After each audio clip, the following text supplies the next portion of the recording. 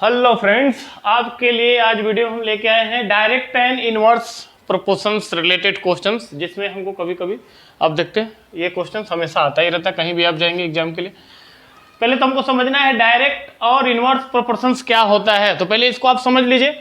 Direct क्या होता है, जैसे मान लीजिए आपने एक पेन खरीदा 10 रुपये में, तो जाहिर सी बात है 5 पेन की कीमत कितनी होगी, तो आपको भी मालूम है 50 रुपये। तो यहाँ पे आप देख रहे हैं एक पेन से 5 पेन हो गया और 10 रुपये से 50 रुपये, तो ये वैल्यू दोनों सेम डायरेक्शंस में बढ़ रहा है। मतलब एक पेन था 5 पेन हो गया, यहाँ पे 10 रुपये था 50 रुपये, तो इधर भी सेम वही है और इधर भी सेम, दोनों वैल्यू नीचे की तरफ बढ़ रही है। तो इसको क्या बोलते हैं, डायरेक्ट प्रोपोर्शन। मीन्स एक को बढ़ाया जाए तो दूसरा भी बढ़ जाए। जैसे आप एक दिन में मान लीजिए 5 रोटी खाते हैं, एक दिन में 5 रोटी खाते हैं, तो 2 दिन में कितना खाएंगे, 10 रोटी। तो ये नंबर ऑफ डेज बढ़ रहा है, तो आपका नंबर ऑफ रोटीज भी बढ़ रहा है। तो इसको क्या बोलते हैं, डायरेक्ट। तो डायरेक्ट में तो कोई आपको इशू है नहीं, इसको सॉल्व करने में क्या प्रॉब्लम है, कुछ नहीं प्रॉब्लम है। जैसे मान लीजिए आपने एक पेन खरीदा 10 रुपए में, तो 5 पेन कितना लगेगा, तो x रुपीज लगेगा। आई डोंट नो, यही तो निकालना है। लेकिन आपको इतना तो मालूम है एक पेन की कीमत 10 है, तो 5 पेन की कीमत क्या होगी, ज्यादा ही होगी। तो ये सिंबल जो बनाते हैं हमेशा, अगर आप बना रहे हैं यहां से बिलो टू टॉप, तो इधर भी बिलो टू टॉप बना देंगे। अब लिखना कैसे है, तो जो ऊपर वाला है उसको पहले लिख दीजिए, ये ज्यादा है ये कम है, इक्वल टू ये हमारा ज्यादा है और ये कम है। बस हो गया आपका काम, इसका वैल्यू निकाल लीजिए।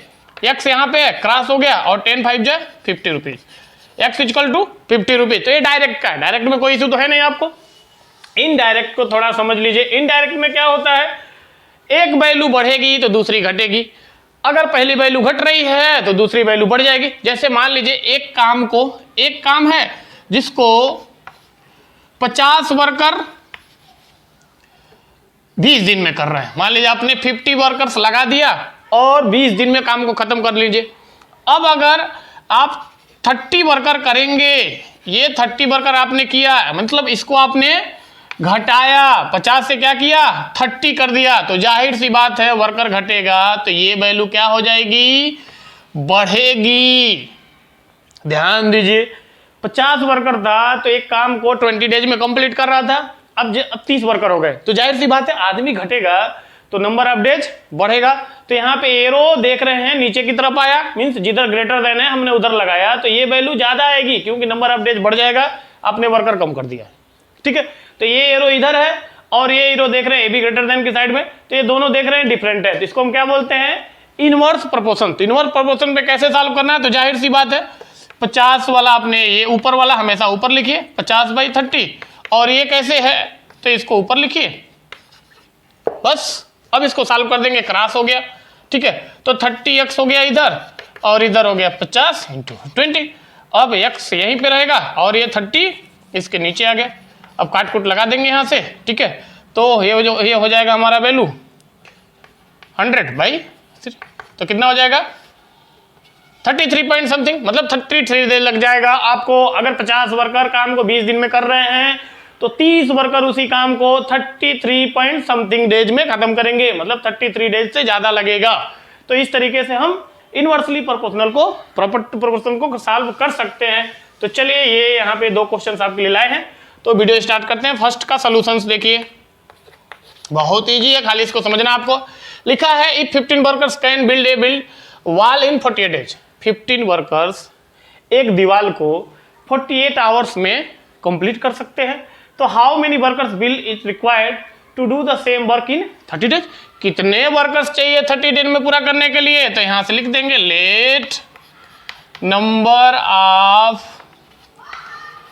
Workers to build the wall in 30 hours equal to x। 30 hours में कंप्लीट करने के लिए नंबर ऑफ वर्कर्स कितने चाहिए, नंबर ऑफ वर्कर्स x चाहिए। तो अब ये इसको समझ लीजिए क्या है, तो जाहिर सी बात है 15 वर्कर्स, जैसे आप चाहे वैसे लिख सकते हैं, no issue. 15 worker can build equal to, काम वही है 48 आवर्स में, जाहिर सी बात है 15 workers can build a wall equal to 48 hours. ठीक है, अब यहां पे हमने मान लिया है एक्स वर्कर, आई इसको वैल्यू निकालना है, तो X worker can build equal to 30 hours. बात समझ में आ गई?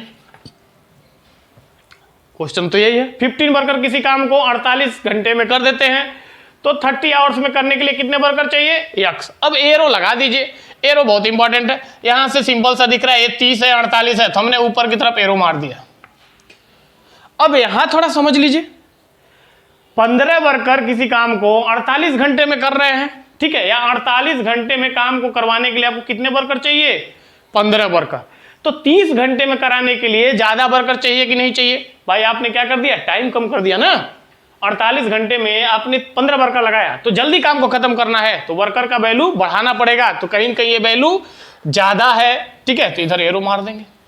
अब एरो के हिसाब से लिख देंगे, यहाँ पे एक्स ज्यादा है तो इसको ऊपर, ये वैल्यू कम है तो इसको नीचे, यहाँ पे ये वैल्यू ज्यादा है तो ऐसे लिख देंगे, और ये वैल्यू कम है ऐसे लिख देंगे। अब क्रॉस हो गया, ठीक है, तो 30x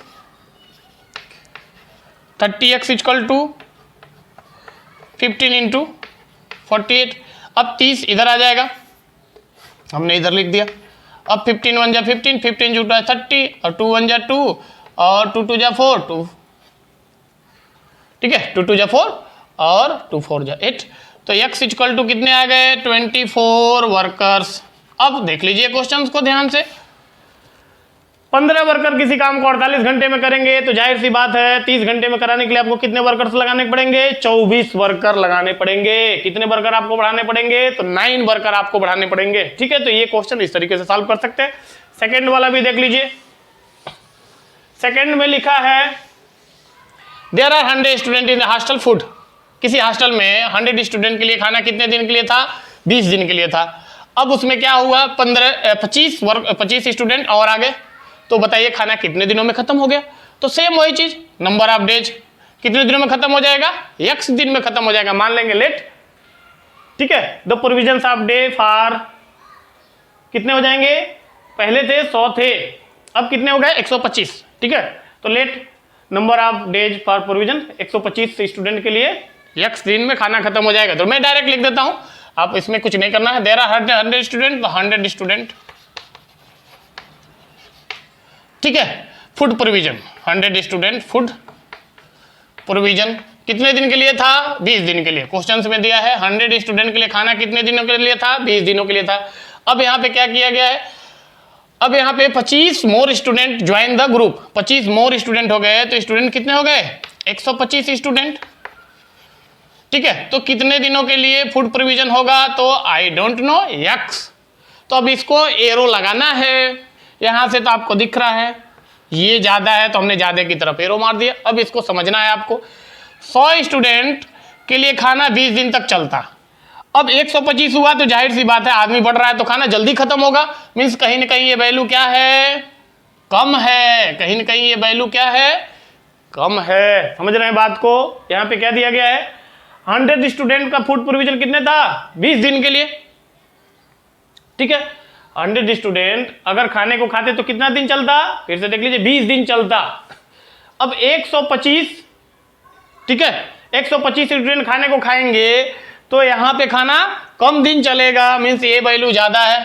ठीक है, ओके, यहाँ पे देखिए ये थोड़ा सा ठीक है, यहाँ पे 100 है 125 है तो ये वैल्यू ज्यादा हो गया, और ये यहाँ पे देख रहे हैं x है, मीन्स ये जल्दी खाना खत्म हो जाएगा तो ये वैल्यू ज्यादा है। तो आपको एरो के हिसाब से लिख देना है, तो 125 को ऊपर लिख दीजिए, जो ज्यादा है उसको ऊपर और कम वाले को नीचे।